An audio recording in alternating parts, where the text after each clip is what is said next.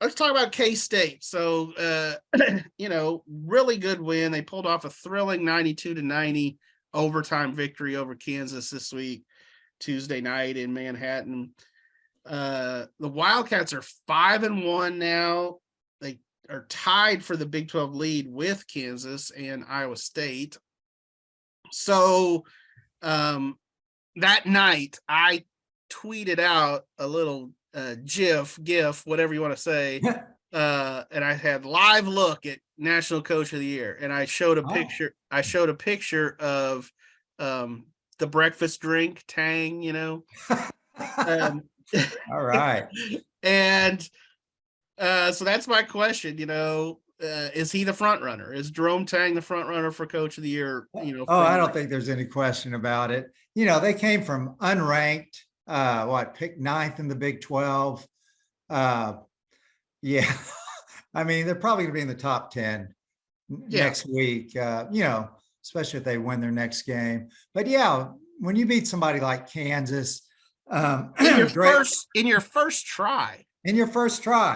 And, overtime, a really exciting game. And I don't know if you saw the end of that game. I did. The K-State fans were chanting FKU. And Jerome gets up on the table and tells them to stop that. We want this to be more about us and, just what we're doing and the joy we're feeling. So he changed it to KSU, which I thought, wow, what a really classy move to do that. And, just maybe kind of change things a little bit, not make it just all about, we just beat Kansas.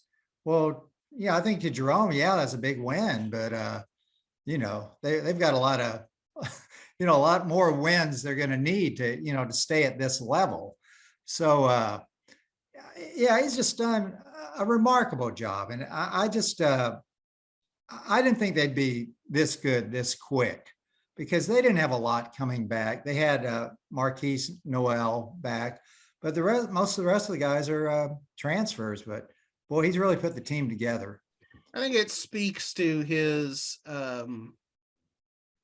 personal relationship skills. That he's able to mold a team as quickly as he has. You mentioned his comments after the game. He also told the fans, look, this is your one. You get one court storming. After this, we expect to win. And I like that too, He's building this idea of a winning culture is to be expected. Do you think Kansas would storm the court if they beat K-State? No. They would hardly storm the court for anyone because they're Kansas and they just expect to kind of roll the ball out and win. Well, that's what Tang wants to build there. And I also appreciate that he wants to do it in a classy and Christian way. I mean, that's who Jerome Tang is as a person.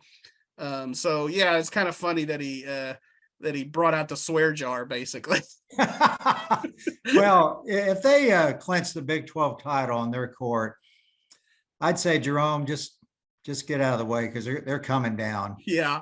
And I don't know if you saw the video, but there was one K-State fan in a purple t-shirt, some, young, skinny college student who they might want to get him out for football spring drills and test his 40 time, because as soon as the clock hit triple zeros, that guy was at center court. Like, I mean, you should go search the video. It is pretty impressive. This guy, he was waiting and he was pouncing, to run out on the court as fast as he could. It was impressive.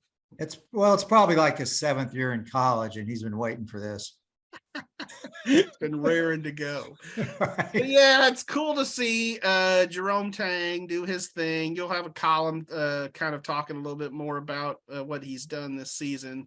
Obviously was a huge invaluable part to what Baylor did for a long time. And so it's nice to see him do it in the head coach's office, right? Oh, yeah, for sure. And, and I thought it's cool that K-State took a chance on hiring an assistant, even though he's a longtime assistant who had been with a very successful program. A lot of schools, they'll just like retread head coaches. That's especially at this level. Mm-hmm. They'll probably figure, well, a coach who hadn't been a head coach, he probably needs some experience, maybe at a mid-major or something. But man, wow, what a great hire for K-State. No doubt.